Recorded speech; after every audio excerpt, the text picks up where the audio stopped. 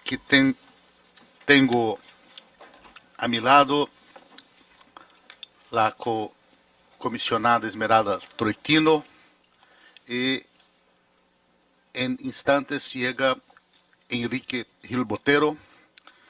Me cabe el honor de ser presidente en esta importante audiencia que es pionera, es la primera vez en nuestra historia que hacemos una discusión como audiencia bajo el tema del derecho a la salud y tabaquismo en América. Podría ser también comisionada Esmeralda la presidenta, pero me indicaron por ser el responsable por la unidad temática de derechos económicos, sociales y culturales, donde la salud y otros temas se ubican. La audiencia fue solicitada por Institute for National and Global Health Law, por Fundación Interamericana del Corazón, Argentina, y Action on Smoking and Health. Y también agradezco la presencia del embajador Hugo Cairuz de Uruguay ante la OEA y de doctora Adriana Blanco de la PAHO. Por orden de inscripción, la idea sería por algo como no más que 30 minutos para que tengamos algunos minutos para una interacción, preguntas y aclaraciones. Tengo aquí una orden de inscripción de 5 ponentes, ¿no? Entonces, aquí está el comisionado Enrique Gil Botero y se sientan entonces a la voluntad para los 30 minutos. Y tenemos aquí un sistema de tiempo para finalizar. Gracias. Bueno, primero que nada, quería agradecer a la comisión, agradecer a los comisionados, a la comisionada por la oportunidad de presentar esta temática que es bastante importante. Como decía el comisionado Banuki, es la primera vez que este tema se va a tratar en la Comisión Interamericana y nos parece que da un foro para empezar a desarrollar un tema que es bastante relevante para la región y desde una perspectiva de derechos humanos. Básicamente lo que tenemos son dos objetivos principales en la presentación: introducir el tema de el uso del tabaco, cómo la industria opera en la región, el efecto que tiene esta actividad corporativa en la salud, en el desarrollo en nuestra región, y después establecer una conexión clara con obligaciones de los estados en derechos humanos, haciendo comparación como ya otros entes de Naciones Unidas y tribunales locales a nivel de país han trabajado el tema. Quería resaltar que no nos vamos a enfocar en todos los temas que conectan tabaco y derechos humanos porque es una agenda bastante amplia. Nos vamos a enfocar en algunos temas puntuales y esperamos quizás cuando tengamos una discusión en preguntas y respuestas poder elaborar en otros temas. Como dijo el comisionado Banuki, tenemos a la Fundación Interamericana del Corazón, que es una organización líder regional que trabaja temas de salud pública y enfermedades crónicas no transmisibles. Es una organización que tiene presencia en 5 países en la región. Action on Smoking and Health, que es una organización que trabaja temas de control de tabaco a nivel global y a nivel también de país, y en la implementación de un tratado internacional que vamos a mencionar, que es el Convenio Marco para el Control de Tabaco. Y nosotros somos el O'Neill Institute for National and Global Health Law, un instituto académico que está en la Escuela de Derecho de Georgetown, que trabajamos temas en conexión en salud y derecho. Algo que quería resaltar, que si bien somos únicamente 3 organizaciones que estamos presentando, hay más de 100 organizaciones en toda la región que han apoyado esta audiencia. Tenemos una carta que está firmada por 131 organizaciones apoyando la inclusión de esta temática dentro de la agenda de la Comisión Interamericana. Y quería hacer mención específica a la campaña para niños libres de tabaco, que es una organización con la que hemos trabajado por muchos años y que empezó a apoyar este proceso en el año 2008, cuando empezamos a tratar de hacer esta conexión entre derechos humanos y control de tabaco. Ahora le doy la palabra a Verónica Schoff, de la Fundación Interamericana del Corazón. Buenos días. Yo voy a abordar brevemente cuáles son las razones principales por las cuales la epidemia de tabaco es un problema grave de derechos humanos. El primer punto es que la epidemia de tabaquismo es la primera causa de muerte prematura evitable en varones y la segunda causa de muerte prematura evitable en las mujeres a nivel mundial. Son 6 millones de muertes cada año que ocasiona el tabaco, 1 millón en nuestro continente americano, y el 80% de las muertes que provoca el tabaco se producen en países en desarrollo. Las muertes que provoca el tabaco se deben mayormente a enfermedades crónicas no transmisibles, como las enfermedades cardiovasculares, el cáncer, las enfermedades respiratorias, la diabetes, pero también empeora enfermedades infecciosas, empeora enfermedades mentales. Realmente la epidemia afecta tanto, la que sigue por favor, a fumadores como a no fumadores también. De esas 6 millones de muertes, 600.000 se producen en personas que nunca fumaron. El tabaco mata también a los no fumadores a través de la exposición al humo de tabaco ajeno. De esas 600.000 muertes, 1 de cada 4 son niños que mueren por exposición a humo de tabaco, especialmente por enfermedades respiratorias, muerte súbita en los bebés, infecciones de la vía respiratoria. La próxima, por favor. O sea que lo que está en juego es la violación al derecho humano a la salud y al derecho a la vida. Pero el cigarrillo es un producto único, es un producto que siendo legal mata a la mitad de los consumidores que lo consumen como dice su fabricante. No creemos que haya muchos productos que tengan estas características, que además tiene una sustancia, la nicotina, que es altamente adictiva, una de las sustancias más adictivas que existen en el mundo. Con 5 cigarrillos ya un chico tiene señales de dependencia química en su cerebro. Pero además hay otro derecho en juego, que es el derecho a la información adecuada. La población no sabe que el humo de cigarrillo tiene cianuro, arsénico, veneno para ratas como el talio, cadmio, polonio 210, que es una sustancia radiactiva, entre muchos otros miles de sustancias que están presentes en el humo de tabaco. Hay mucha desinformación al respecto. No tomaríamos una infusión si supiéramos que tiene arsénico, por ejemplo. Sin embargo, la población fuma. ¿Sí? Además, la industria le agrega numerosos aditivos para algunos de ellos aumentar la adicción a la nicotina, como el amoníaco, por ejemplo. Es decir, que hay una estrategia deliberada de transformar el cigarrillo en un dispositivo tecnológicamente diseñado para generar dependencia. La próxima, por favor. Este derecho a la información se ve aún más vulnerado porque esto es lo que la gente ve.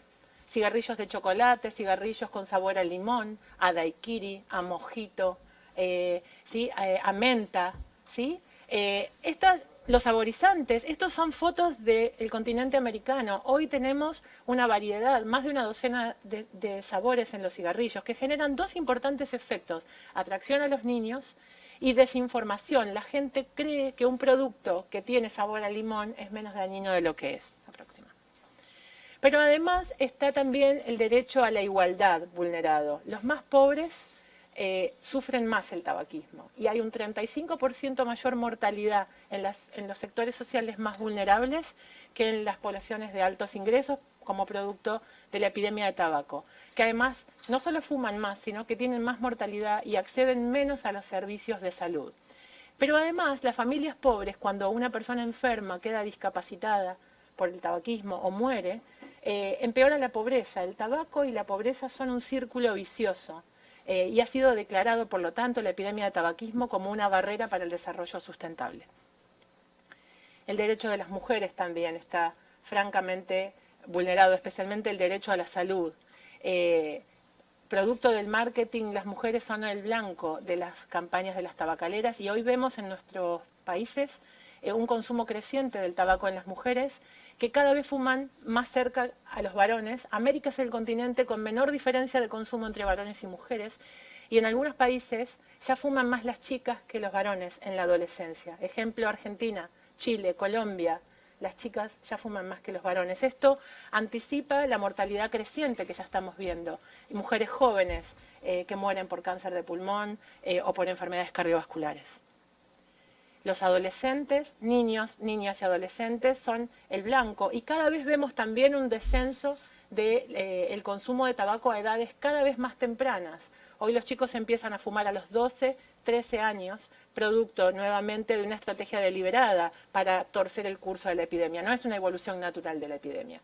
La industria tabacalera ve en estos grupos históricamente discriminados a oportunidades de mercado.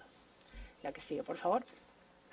Y por último, remarcar el impacto económico que tiene la epidemia de tabaquismo a nivel de nuestro continente americano para los sistemas de salud. Los sistemas de salud se desangran como producto de los costos que representa el tabaco. Entre el 6 y el 13, 14% de los costos para los sistemas de salud se gastan para atender las enfermedades que provoca el tabaquismo, sin contar los costos por la discapacidad y los costos por pérdida de la productividad laboral. Esto se ha establecido que hasta el 2% del PBI, del Producto Bruto Interno, se gasta en atender las enfermedades que provoca el tabaco. La que sigue, por favor. Y por último, un problema global como este ha tenido una respuesta global. Así, en el 2005 entró en vigor el Convenio Marco para el Control del Tabaco, primer tratado mundial de salud pública ratificado por 180 países de la región. El Convenio Marco busca regular el tabaco para desincentivar el consumo. No se busca prohibir el tabaquismo ni prohibir el producto, sino regularlo y reducir progresivamente su consumo y desnaturalizar su consumo. Pero además, la Declaración Política de Alto Nivel de las Naciones Unidas establecieron en el año 2011 una declaración sobre enfermedades crónicas no transmisibles donde reconocen al tabaco como un elemento crítico, y los nuevos Objetivos de Desarrollo Sustentable 2015-2030 incorporan al Convenio Marco como un indicador específico de cumplimiento para el desarrollo sustentable. Gracias. Good morning. I'm Kelsey Romeo Stuppy, Staff Attorney for Action on Smoking and Health. For the next few minutes, I would like to share with you some examples of what the tobacco industry says about themselves and their products and how they influence social perception. The tobacco industry markets and sells products that they know to be deadly. In fact, they intentionally target women, young people, children, and vulnerable communities like the LGBT population. In 1998, the attorneys generals of 46 U.S. states came to an agreement with 5 of the biggest tobacco companies in the U.S. During that legal action, thousands of pages of internal industry documents were produced as evidence. Much of what we're going to tell you today comes from those documents. This is how we can show what we knew the tobacco industry was thinking is different from what they actually said. Next slide, please. On this slide, you will see that the internal documents tell us that by 1953, R.J. Reynolds, one of the biggest tobacco companies, knew that cigarettes cause lung cancer. However, R.J. Reynolds and other tobacco companies continue to misrepresent that information and confuse the public about health harms of cigarettes for decades. The picture on the previous slide of the men testifying before the United States Congress was taken in 1994. On that day, 7 tobacco executives swore before Congress that they did not believe nicotine to be addictive. However, internal documents show us that the industry knew all about the addictiveness of nicotine from as early as 1963. Next slide, please. From the internal documents and even some public statements, we have also found out many of the ways that the tobacco industry targets their consumers. Many forms of advertising to children in the U.S. were banned by the agreement I mentioned previously, including cartoons, billboards, and free samples. However, the industry still needs replacement smokers to replace all of the smokers that are dying from currently using their products. As my colleague will demonstrate later in the presentation, the industry still finds many ways to target children all around the world. They have illustrated tobacco and cigarettes as cool, glamorous, adventurous, slimming, and even healthful. The industry has grown and changed with the times. As you can see from the slide above, the advertisements have changed with what the societal standard of cool is to target young people. Next slide. The tobacco industry has made a point of targeting vulnerable populations other than children as well. This slide shows a business plan found in the internal documents that targets, among others, the LGBT community and the homeless population of San Francisco. R.J. Reynolds nicknamed this plan Project Scum. In addition to advertising, tobacco corporations have utilized many other approaches to mislead people about the harms of tobacco. One common tool has been junk science. The tobacco industry has funded scientific studies that are designed to make their products look less dangerous. This helps them build credibility, find industry-friendly experts, and create confusion about the health harms of tobacco. The industry has also paid doctors to testify on their behalf. For example, 6 physicians have recently been paid to repeatedly testify that cigarettes do not cause head and neck cancer, when the scientific consensus is that they do. Thank you very much. Thank you. My name is Chris Bostic. I'm the Deputy Director for Policy at Action on Smoking and Health, based here in the U.S. As we've already heard, tobacco is the leading cause of preventable death in the Americas and around the world. I think the key word there is preventable, and we do know how to prevent it, and we can prevent it by implementing the Framework Convention on Tobacco Control, which you've already heard a bit about. The tobacco industry is keenly aware of this, that this disease is preventable, and has made it part of their base business model to sap political will, because political will is all that is necessary in order to implement the Framework Convention on Tobacco Control. So I'm going to be talking a bit about how the tobacco industry prevents meaningful public health remedies to the tobacco epidemic. There's often friction between commercial interests and public health interests, but when it comes to tobacco, it's of a different magnitude entirely. We won't have time to talk about all the ways that the tobacco industry tries to prevent governments from moving forward on meaningful tobacco control policies, but I wanted to highlight just 2 in my presentation. Next slide, please. The first is litigation. The tobacco industry, can we go back 1 slide?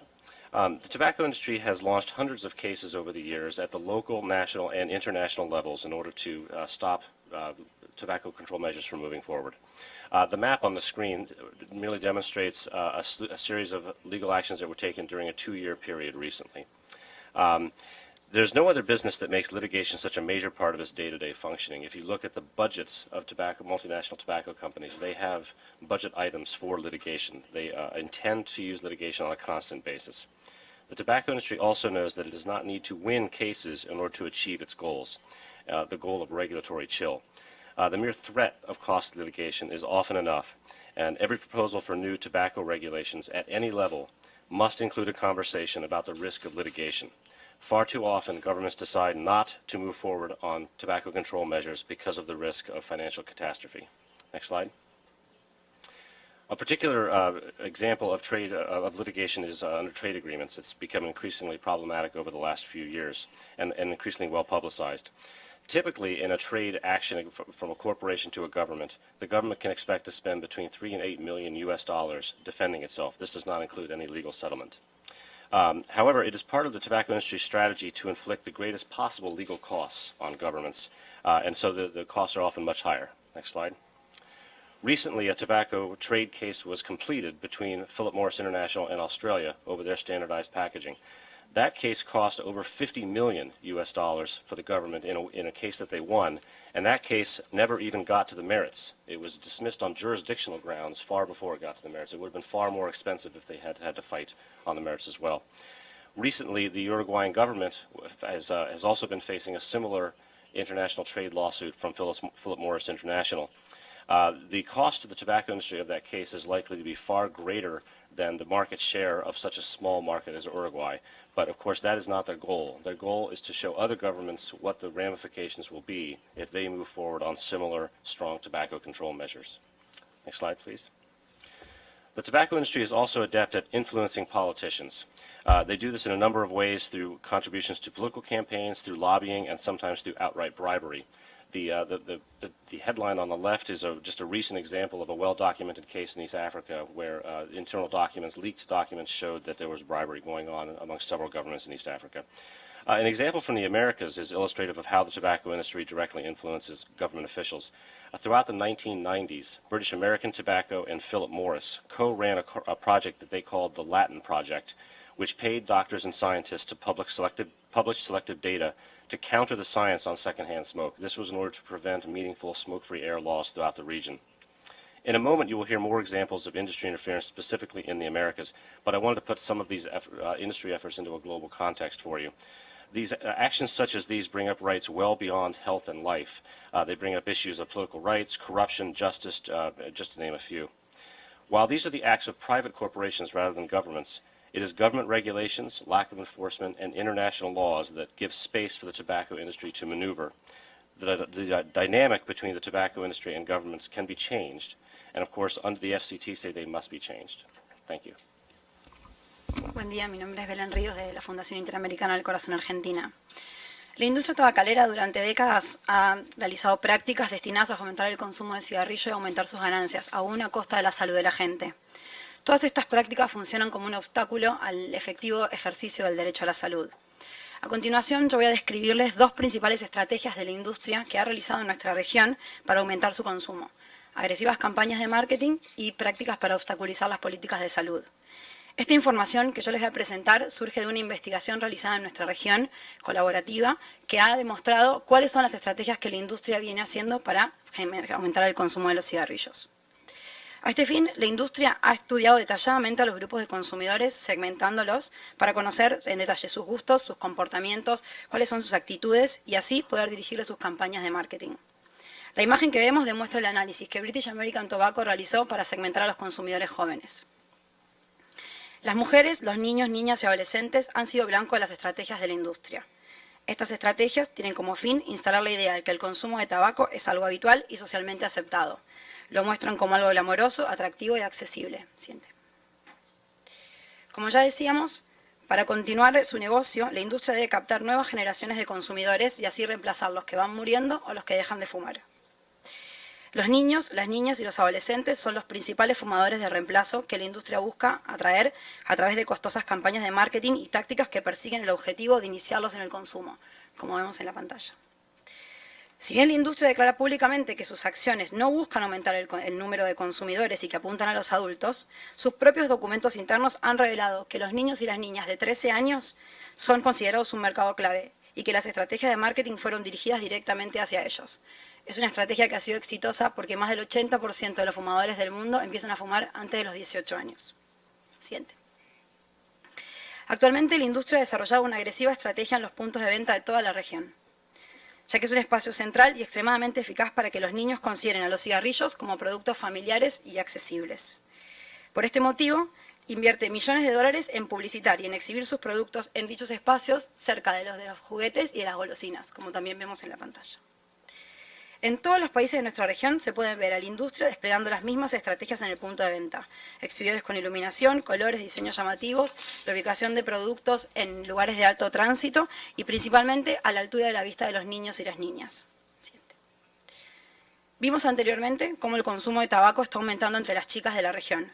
Esto se debe porque la industria ha estudiado y ha desarrollado perfiles psicográficos para dirigir el segmento de su estrategia de marketing hacia ellas. En particular, los cigarrillos de bajo contenido de alquitrán o los light o ligeros están dirigidos a las mujeres. Los documentos internos de Philip Morris International demostraban cómo estudiaron a la mujer para dirigirle específicamente las campañas de promoción de Virginia Slims. Ya en los años 70 generaron una conexión entre el feminismo, la igualdad de género y el consumo de cigarrillos. Con el famoso "has recorrido un largo camino, muchacha". Siguiente. Ante el avance de restricciones legales que regulan el marketing tradicional, en todos los países de la región se ha observado que la industria lleva adelante estrategias de marketing no tradicionales que buscan aprovechar los vacíos legales o la falta de regulación. Así pueden verse agresivas campañas de publicidad en espacios donde mayormente concurren los jóvenes y las jóvenes, como en discotecas y fiestas que generalmente no están incluidos en las leyes de control de tabaco.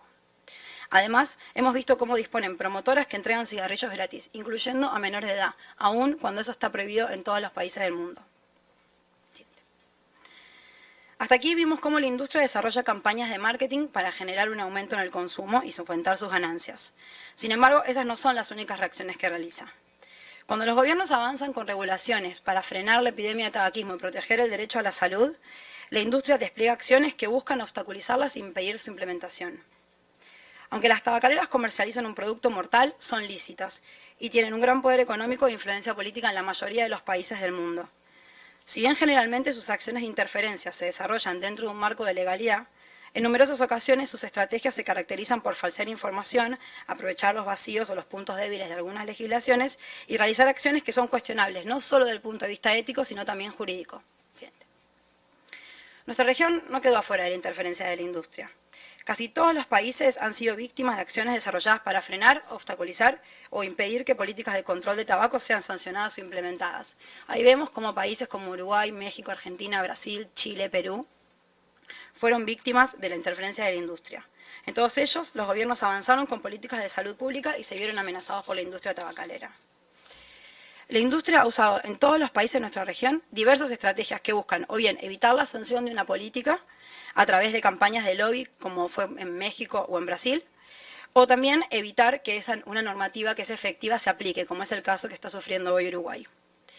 En todos los casos, los argumentos utilizados por la industria no se basan en evidencia científica, sino en mitos construidos directamente por ellos y que son fácilmente rebatibles por la evidencia científica que está disponible en el día de hoy. Algunas de esas estrategias han resultado exitosas para la industria, otras fue posible contrarrestarlas y otras siguen en suspenso. Sin embargo, en todos los casos lograron frenar el impulso de los gobiernos en avanzar con políticas que protegen el derecho a la salud.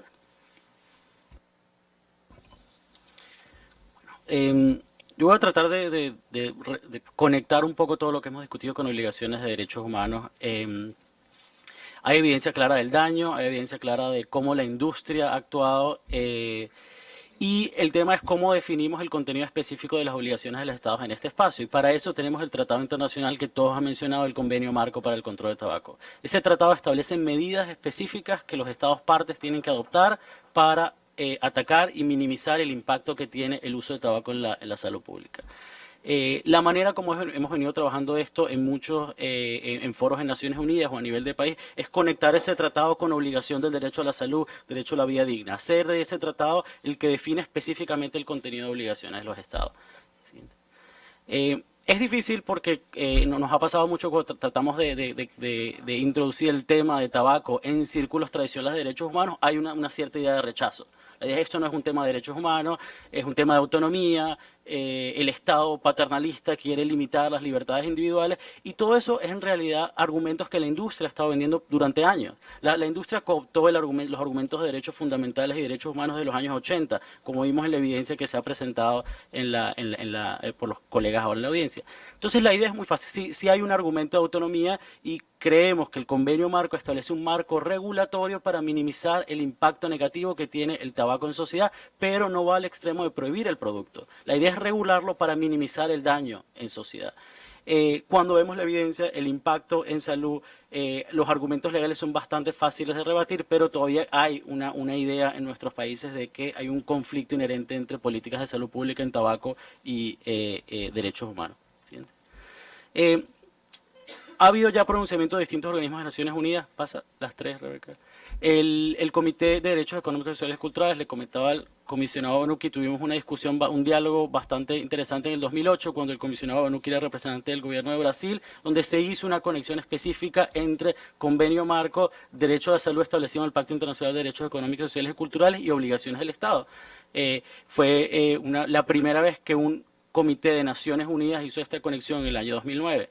También FICA Argentina ha trabajado en el Comité de CEDAW y ha habido recomendaciones específicas del Comité de CEDAW conectando derecho a la salud de las mujeres y control de tabaco.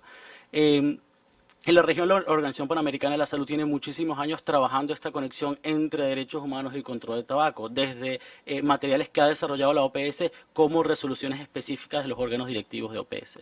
Siguiente. Pero también a nivel de país, como comentábamos, cualquier medida, cuando un gobierno quiere avanzar en salud pública, quiere avanzar en medidas de control de tabaco, la industria directamente o a través de aliados va a atacar esas políticas a nivel judicial. Y hemos visto decisiones, son 3 ejemplos, pero hay por lo menos 7 decisiones a nivel de Latinoamérica donde se ha hecho conexión específica entre derechos fundamentales, derecho a la salud, obligaciones de los estados y el convenio marco. En el caso de Perú se hizo una conexión directa entre el convenio marco como estándar para medir cumplimiento de obligaciones de derechos humanos, en un caso que atacaba una ley de espacios libres, y es importante también mencionar que todos estos casos los estados ganaron caso y tenemos normativa sólida de control de tabaco en estos temas específicos en estos países. En Colombia también en un caso relacionado con restricción de publicidad y recientemente también en Panamá en un caso relacionado con restricción de publicidad. Tenemos también decisiones de Argentina, otras decisiones también de Uruguay y de otros países de la región. Y esto es para decir que no es un ejercicio académico, no estamos tratando de impulsar un tema teórico, en realidad es práctico, ya se ha venido desarrollando y hay una necesidad de que ayudemos a solidificar el movimiento de salud pública a través de la inclusión de estos discursos de derechos humanos y de definir el contenido específico de obligaciones de los estados en este espacio. Y por último, como solicitudes a la Comisión Interamericana y antes agradecerles a los comisionados y las comisionadas la posibilidad de tener este espacio para compartir con ustedes esta problemática que venimos trabajando hace tantos años en la región y solicitarles respetuosamente la posibilidad de que en su comunicado de prensa al final de las sesiones y en su informe que contiene los resúmenes de las audiencias incluyan referencia a esta audiencia, recomendaciones concretas a los estados para implementar el Convenio Marco para el Control del Tabaco y sus medidas de demostrada eficacia para proteger la salud y incluir también el reconocimiento de que la industria tabacalera desarrolla agresivas estrategias que obstaculizan el efectivo ejercicio del derecho a la salud. Asimismo, solicitamos que la Comisión colabore de manera estrecha con la Organización Panamericana de la Salud en temas relacionados con salud pública, derechos humanos y control de tabaco, como lo ha venido haciendo desde hace varios años en otros temas. También le solicitamos se pronuncie sobre esta problemática como una violación a derechos humanos, incluyendo a través, potencialmente, y si lo consideraran oportuno, de un comunicado de prensa en conjunto también con la Organización Panamericana de la Salud en ocasión del 31 de mayo, que cada año se celebra a nivel mundial el Día Mundial sin Tabaco y fortalecer la perspectiva del control del tabaco como una herramienta para la protección del derecho humano a la salud. Principalmente y a través de su unidad DESC, Derechos Económicos, Sociales y Culturales, dar seguimiento e incluir el tema en todas sus líneas de trabajo, ya sea visitas en loco, visitas de relatoría y de los comisionados, informes temáticos, informes de países, o el capítulo 4 de los informes anuales, comunicados de prensa y otras acciones en la agenda de DESC. También le solicitamos que incluya la problemática de tabaquismo como asunto de derechos humanos en el informe de pobreza que está siendo elaborado. Es muchísima la información que hay que vincula el tabaco a la pobreza y a las barreras para el desarrollo sustentable. Hay mucha información que podemos poner a disposición para contribuir a fortalecer esta perspectiva en el informe. Y por último, considerando que esta problemática de derechos humanos afecta a múltiples sectores de la población que han sido históricamente sometidos a discriminación, como las mujeres, los niños, niñas y adolescentes, las personas LGBT, indígenas, entre otros grupos que también están más fuertemente golpeados por la epidemia de tabaco, dar seguimiento específicamente en estas líneas de trabajo a las distintas relatorías de la Comisión. Por último, en nombre del panel y de las organizaciones, más de 130 que nos han apoyado, agradecerles enormemente la posibilidad.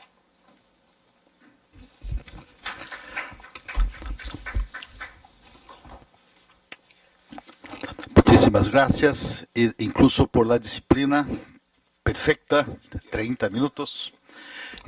Pido licença a mis dos colegas de mesa para empezar esse diálogo. Eu penso que temos tempo, alguns minutos de perguntas e outros para contestação. E tenho três observações importantes. Primeiro, é a primeira audiência sobre isso, por lo tanto, é uma oportunidade de aprendizagem para os comissionados, não? Además de la divulgação para miles de pessoas que nos seguem por la internet, os presentes. E uma primeira pergunta está vinculada à penúltima intervenção, quando se falou muito rápido de que não se trata de trabalhar por el cierre de las fábricas, pero de una reducción de daño. ¿Por qué esta pregunta? Es una primera de filosofía general de los derechos humanos, ¿no? Los derechos humanos son una articulación que se construye sobre dos o tres ejes, los ejes de libertad, igualdad, o libertad, igualdad, fraternidad, que yo prefiero siempre actualizar para solidaridad. Os ideais de liberdade são sempre muito importantes. Em direitos humanos, claro, há questões em que não há alternativa, como o proibicionismo, não? Amianto, já armas, por exemplo, em Estados Unidos não se logra uma proibição de armamentos porque há uma associação que afirma que as armas não cometem crimes, as armas não matam, quem matam são as pessoas, que as armas são importantes para o direito do indivíduo quando o Estado não assegura a segurança. Yo personalmente siempre veo con buenos ojos a programas como de Uruguay para un monitoreo adecuado de marihuana. Son prácticas inventivas, ¿no? Entonces, ¿cuál es la idea general? Porque las empresas tienen declaraciones criminales como estas, pero también habrá el argumento de que son miles de trabajadores, de empleos, son impuestos, todo eso, ¿no? Y yo creo que las palabras de derechos humanos deben ser llevadas a todos los territorios, incluso en las empresas.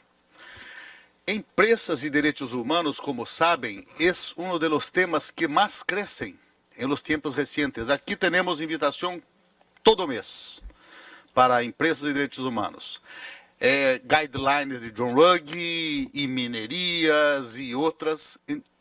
La segunda cuestión es si hay algún diálogo con las empresas. Me recuerdo, por ejemplo, en mi país que la producción de cerveza, que hay algún paralelo posible con álcool, ¿no? Porque si aquí se presenta desde el punto de vista de salud la cuestión del álcool, álcool también mata. Pero claro, hay una industria de vino. Y en Brasil conozco uma experiência de cervecerías, empresas que promovem programas em defesa de los niños, adolescentes, para que não bebam. Se o trabalho que as organizações mantêm e desenvolvem ha chegado a algum diálogo, por exemplo, ideias de reconversão industrial de largo plazo, não? Hubo empresas que fizeram reconversão para a informática, e a Olivetti de Itália e a Remington Rand de Hemingway deixaram como coisas do passado porque se quedaram algum tempo em la produção de máquinas de escrever. O que fazer com a indústria tabacalera? E pergunto se há declínio de sua produção, porque, por exemplo, em minha vida, me recuerdo a tortura que era vuelo desde Brasil para a Europa com 2 fumantes a meu lado, toda a noite, não? Era uma tortura, não é mais. El fumo em ambientes cerrados, as proibições. Eu imagino que isso provoque alguma queda em la produção, ou não? Como estão os números generais? Se alguma empresa ha aceptado algum diálogo sobre redução de danos, para que quando invitado para novos seminários sobre empresas de direitos humanos, eu pueda levar uma mensagem à indústria tabacalera, não? Mira, porque se querem falar em direitos humanos, como trabalhar uma questão como esta? São questões desse tipo que me gostaria de saber mais. Graças. E agora pergunto, qual de mis colegas empieza? Enrique Gil Botero, que va, como dice, enriquecer nuestro debate. No, buenos días. Igualmente tengo algunas inquietudes, como lo plantea el comisionado Pablo Manucci. Yo creo que hay un aspecto importante ahí, él lo ha puesto de presente, y es la necesidad de un ejercicio de argumentación o ponderación entre lo que es la salud y la vida y la libre empresa. Es un ejercicio argumentativo y de principios que hay que hacer y darle un campo en el peso argumentativo a uno de los dos para ir, digamos, esclareciendo cosas. Porque el aspecto del tabaquismo como epidemia, pues obviamente está delimitado, y a mí me gustaría saber si hay pronunciamientos de la OMS, la Organización Mundial de la Salud, sobre la relación tabaquismo-salud.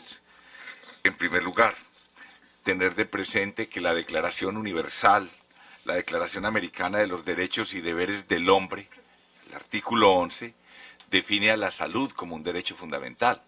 Y no solamente esa declaración, sino los múltiples tratados internacionales que se han ocupado de la salud lo definen como un derecho fundamental. Y ese es un punto muy importante para el ejercicio de ponderación que hay que hacer en el campo de principios constitucionales. Igualmente, hay algo que me preocupa y es que frente a lo que señala el convenio marco para el control del tabaquismo, del tabaco, veo que ustedes le han dado como una relación en conexidad con el derecho a la salud. Yo creo que no debe ser así. Por el contrario, para pensarlo, si tenemos a la salud como un derecho fundamental, la afectación a la misma tiene una causa, y la causa es el tabaquismo. Entonces no mirar el análisis o mirar una perspectiva, si es posible mirar una perspectiva de análisis de orden causal. La salud, las muertes por cáncer tienen como una causa el tabaco, y no mirarlo precisamente en el marco o en un ejercicio de conexidad, sino inclusive desde el punto de vista de los derechos fundamentales y de los derechos humanos como un planteamiento que está afectando un derecho fundamental con una causa particular desde el punto de vista causal. No sé si esas son preguntas que me surgen, presidente.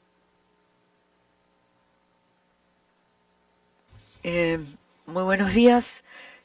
Realmente agradecida de esta oportunidad de tener una visión muy específica o concreta de esta vinculación de derechos humanos y empresa, porque a final de cuentas aquí el peso de la problemática es en este vínculo.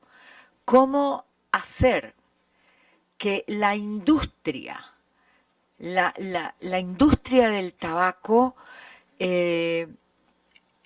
tenga en su estructura organizativa, en su proyección, esta fuerza que implica la vigencia de los derechos humanos y la responsabilidad que tienen como integrantes de la sociedad, como parte de nuestro desarrollo o no desarrollo.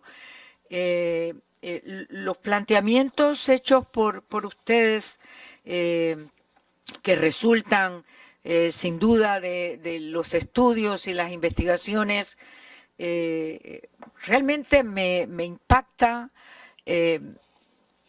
poder manejar o conocer cómo en los documentos, voy a decirles secretos, pero que manejando una información de falsa, una negación.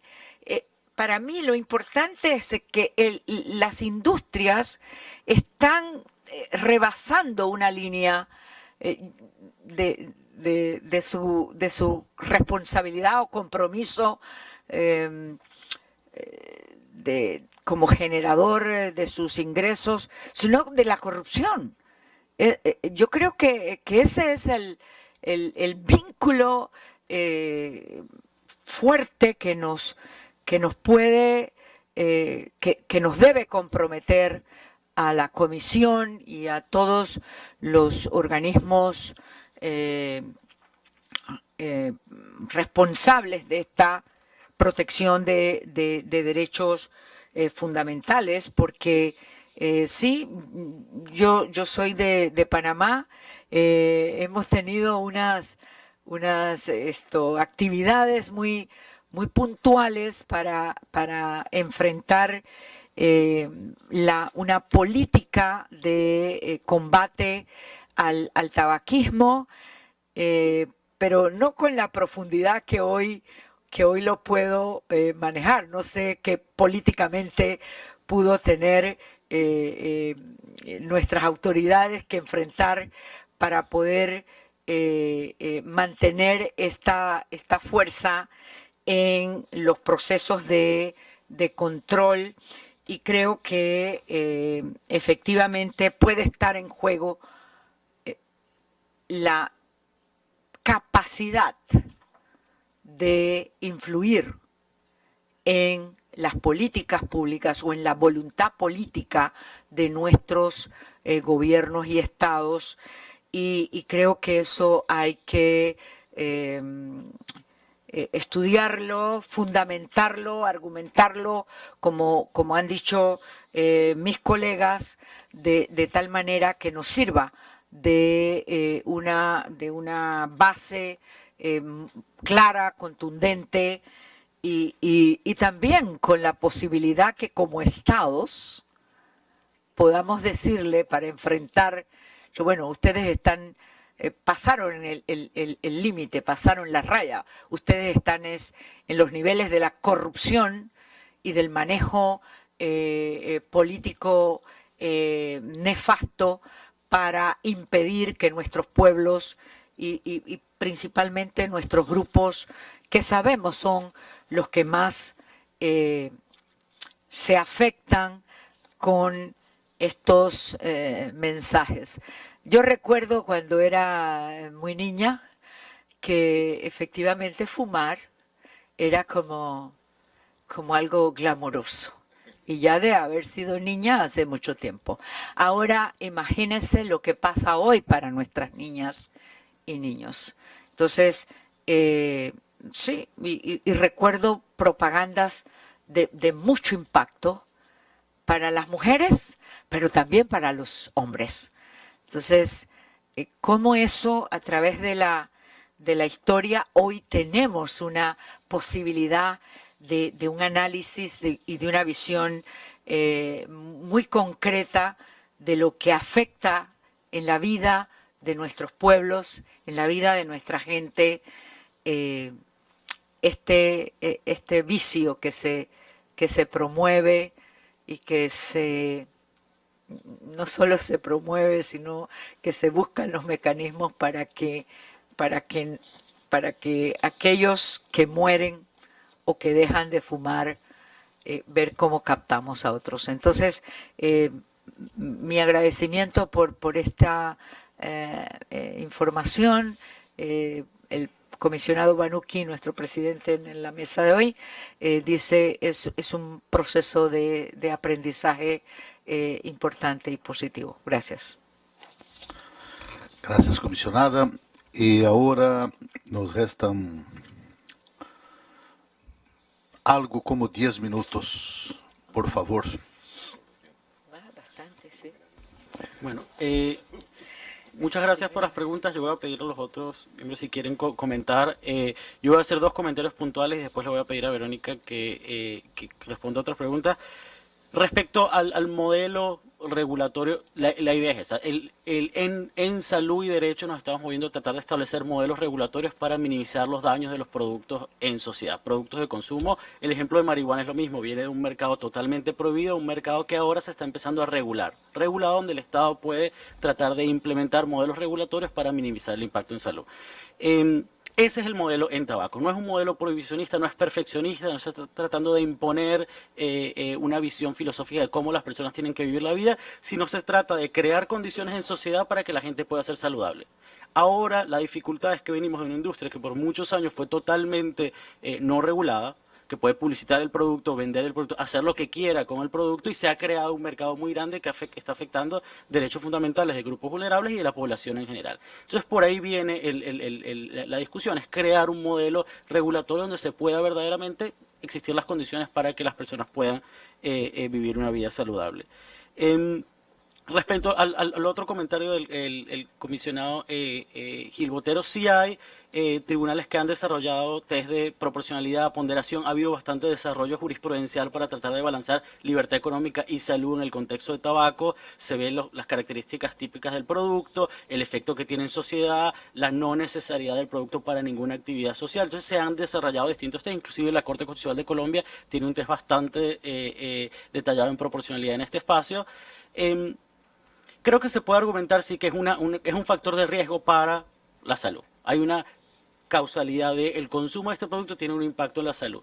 La manera como lo hemos desarrollado nosotros a nivel de Naciones Unidas con colegas en la OPS es ver la dimensión de obligación del Estado en salud no solo como prestación de servicios, sino la obligación de salud pública, de prevenir, la obligación del Estado de prevenir las condiciones que generan afección a la salud en sociedad. Desde esa perspectiva, en esa visión de obligación del Estado en salud, de prevenir, ahí es como lo hemos enmarcado y usamos este tratado como un estándar para definir qué acciones positivas tienen que tomar los Estados en este espacio.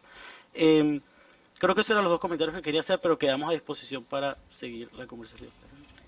Sí, yo la verdad agradezco las preguntas vinculadas a los productores tabacaleros y a lo que representa la otra parte de la historia, ¿no es cierto? ¿Qué pasa con las fuentes de trabajo? ¿Qué pasa con los productores? Muchos de nuestros países, yo vengo de un país productor tabacalero. Primero mencionar que también hay importante violación a derecho a la salud y medioambientales vinculado a la producción tabacalera. Nosotros por razones de tiempo nos enfocamos en los daños del fumador y de la persona expuesta al humo, pero las familias productoras de tabaco viven en extrema pobreza, son los trabajadores agrícolas de mayor exposición a agroquímicos, de las tasas más altas de trabajo infantil. Eso también es responsabilidad de la industria tabacalera. De manera que el trabajo no registrado también es un problema y a nosotros también nos preocupa como comunidad que lucha por los derechos humanos y por la salud pública. Y específicamente el convenio marco establece, justamente, ustedes lo mencionaron, un artículo específico para promover la reconversión de las áreas tabacaleras, que cada día se plantee un poquito menos de tabaco, un producto que no es necesario para la vida y un poquito más de alimentos en la crisis que sufre el mundo. Esa es la recomendación. Sin embargo, no tenemos mucha esperanza del diálogo con esta industria por la experiencia que demuestran 6, 7 décadas de un comportamiento. Hubo muchísimas tentativas. La industria tabacalera lo que hace es obstaculizar la reconversión tabacalera. De hecho, las experiencias de sustitución de cultivos que ha impulsado la industria han fracasado ex profeso para mostrar que el cultivo de tabaco es irreemplazable. Pero además, digo lo de la esperanza limitada y hay que tener clara conciencia, porque el producto es único, pero también esta industria es única. Es un oligopolio de 5 empresas que manejan el mundo, pero que además el propio Global Compact de las Naciones Unidas ha reconocido que no cumple ni siquiera un criterio para ser socialmente responsable. Por la naturaleza del producto, definitivamente mortal, por cómo trata a los trabajadores de su sector y las condiciones de las que hablábamos, y por sus prácticas corporativas y sus comportamientos engañosos. De manera que los estados necesitan tener presente que, por supuesto, hay que promover la reconversión, y por supuesto es importante cuidar los puestos de trabajo, pero a las tabacaleras hay que ponerles límite y garantizar la transparencia de su relación con el Estado. Esas son las recomendaciones. En cuanto al mercado, es un mercado en expansión, porque si bien es cierto de los países, y podemos estar sesgados porque los países desarrollados o las sociedades más educadas están bajando el consumo de tabaco, los países en desarrollo, muchos de ellos están en aumento, y vemos qué pasa en África. El consumo de tabaco en África está en clara expansión, sumado al hecho, no solo el desplazamiento de países ricos a pobres, sino al crecimiento demográfico. De manera que no es una industria en retroceso, es una industria en expansión. Y esa es la misma razón por la cual el argumento de la pérdida de puestos de trabajo es un argumento absolutamente falaz que tiene como propósito obstaculizar las políticas, porque con un mercado en expansión, donde son pocos los países productores que concentran la producción de hoja de tabaco, la producción está en aumento, no en retroceso, y hay absolutamente respuestas de mediano y largo plazo para garantizar una transición que no deje a nadie sin trabajo y que más aún mejoren las condiciones de los trabajadores del tabaco que hoy sufren enorme cantidad de violaciones a los derechos humanos.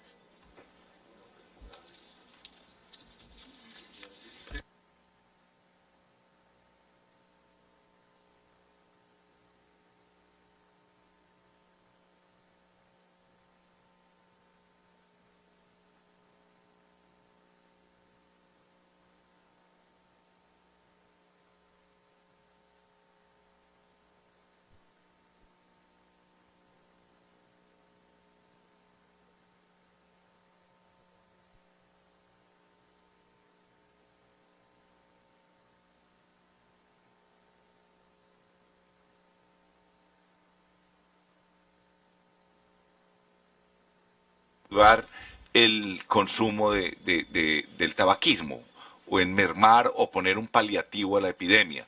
O sea, el Estado puede tener instrumentos regulatorios en materia económica y en materia de salud que propendan a golpear el tabaquismo. Esa es la pregunta. En hablar de las políticas y su impacto, pero agradezco, comisionado, la pregunta porque las políticas fiscales para aumentar el precio de los cigarrillos y reducir el acceso es la política más efectiva para reducir la epidemia de tabaquismo a nivel individual, es la más efectiva de todas, pero además ha sido reconocido, y esto es muy importante porque en las últimas reuniones por los nuevos Objetivos de Desarrollo Sustentable ha sido reconocido los impuestos al tabaco como una fuente de financiamiento para el desarrollo sustentable de los estados. Tal es la evidencia que por cada 10% que sube el precio de los cigarrillos, baja en 3 a 5, a 3 a 8, dependiendo del país, el consumo, pero además aumenta la recaudación fiscal con recursos que pueden ser reinvertidos para el desarrollo sustentable para la salud. De manera que esa es una política muy importante y además es inclusiva. Es de las únicas políticas de control de tabaco que demostró en los adolescentes, niños, niñas y adolescentes, mejorar la equidad, porque los que menos acceden a comprar un producto más caro son los niños y niñas en situación de mayor vulnerabilidad. I'm not sure if Kelsey, Chris, do you want to add anything from the previous one? Well, just to respond quickly to the President's specific question on the health of the industry, their GDP, their revenue last year globally was about $750 billion, which, if it was compared to countries, would put the tobacco industry in the G20, somewhere around Switzerland in terms of their power. So, over the last 15 years, the best stocks to own have been tobacco stocks. So they're in no danger of going out of business. So thank you very much for this very important hearing. Thank you.